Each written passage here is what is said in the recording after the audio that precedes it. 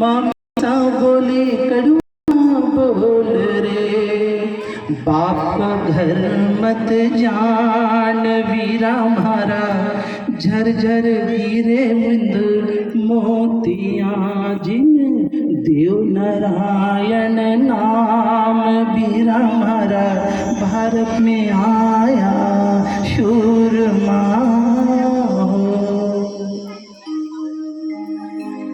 इधर से भगवान ने खाया नहीं, रोते रोते गए और उधर जहाँ छोटी मामी थी उनका दरवाजा, मामी मामी साहब दरवाजा खोला। ओहो नारायण, तेरी आंख में आंसू क्यों है, क्यों रो रहे हो? किसी ने मारा, खेल में हार गए, किसी ने खरी खोटी सुनाई? मामी बोली, क्या बोली? न्यू बोली कि ये तेरे बाप का घर नहीं है। मामी, मेरे बाप का घर कौन सा है? ये साड़ू माँ ने तो मुझे कभी नहीं बताया। छोटी मामी बोली, देवनारायण, तुम तो बहुत बड़े राजा की औलाद हो, पर समय बिगड़ा तो सभी भाइयों ने अपना शीश जगदम्बा को दे दिया, राण के राणा ने चढ़ाई करी और सब नगर उजाड़ दिया। तुम्हारी माता साड़ू हृदय लगा करके तुमको इस देवास मालवा में लाई और मामा जी के यहाँ तुम रहे प्रभु, पर अपने मन को छोटा मत करो। आपको भूख लगी है, मैं लेकर के आऊँ। तो इनके पास भी छाछ राबड़ी थी, पर ताजी थी, तो प्रेम से उस भगवान को खिलाया। और देव नारायण ने कहा, मामी तूने आज मुझे ये छाछ राबड़ी खिलाई है, मैं तेरे इसी प्रेम को वरदान देता हूँ कि कोई भी जो मेरी गोठा नगरी आवेगा वो इसी छाछ राबड़ी का भोग पावेगा। पर साड़ू आई, खूब मनाया। नारायण अपन नहीं, अपन यहाँ माँ चाहे सौगंध दे दे तो भी मैं हम मामा जी के यहाँ। मामी बहुत कड़वी बोली, इतनी कड़वी बोली कि मैं रोज तो उसको उतार लेता था, लेकिन आज उसको उतार नहीं पाया तो आंख के आंसू बन के बाहर चला। छोटी मामी भगवान को हृदय लगाती, आप मत जाओ मामी, तेरा प्रेम मेरे ऊपर ऋण है, पर तू मुझे जाने दे। विदा किया, नए कपड़े पहनाए, और जब विदा होने लगे तो छोटी मामी क्या कह रही है कि जब थर हिचकी चले भाने जा, तो मामी ने याद किया, जब थर हिचकी चले भाने जा, तो मामी ने याद किया, मामी ने याद किया, पर मामा जी ने लाड किया, मन में बात ना ले जाओ कि मामी ने छाज दिया, मन में बात ना ले जाओ कि मामी ने छाज दिया, कि मामी ने छाज दिया, हर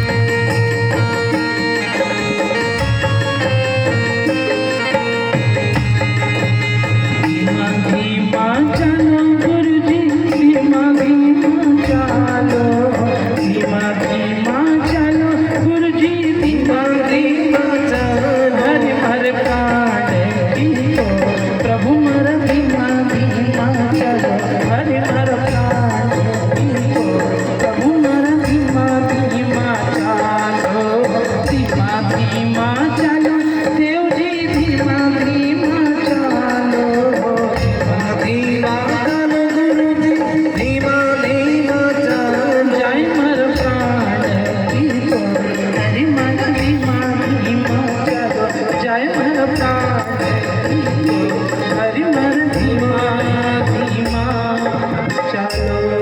देवनारायण भगवान की जय, माता साधु की जय। इतने प्रेम से विदाई करिए।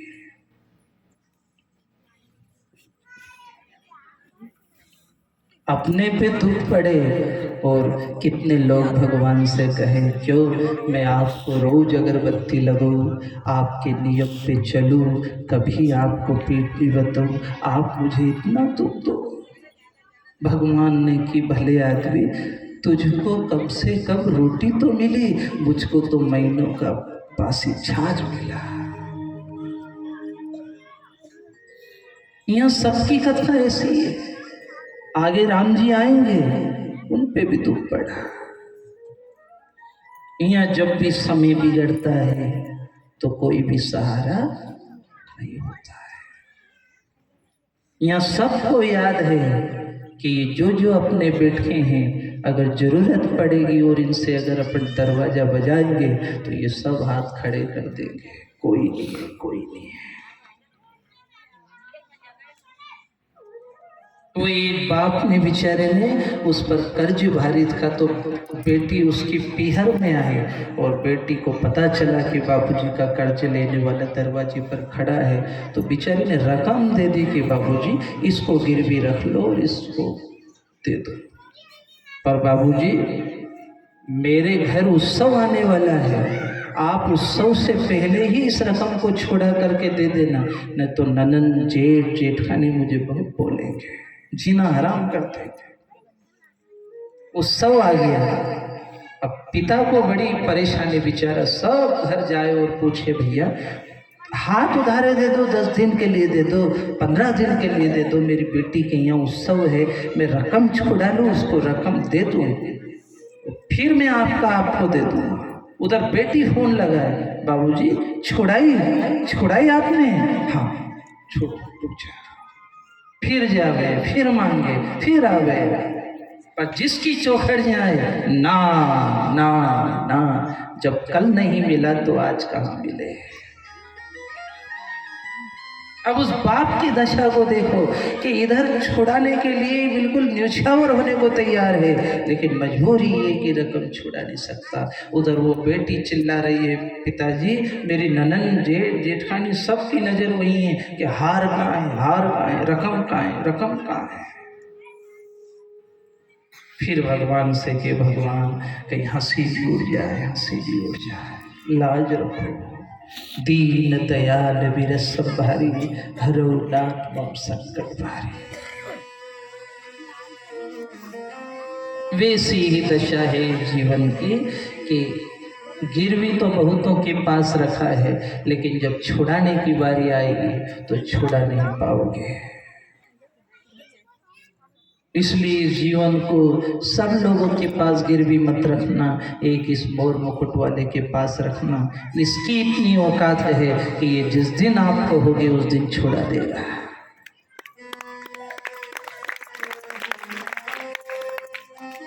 यहाँ कितनों पर भारी बीती है।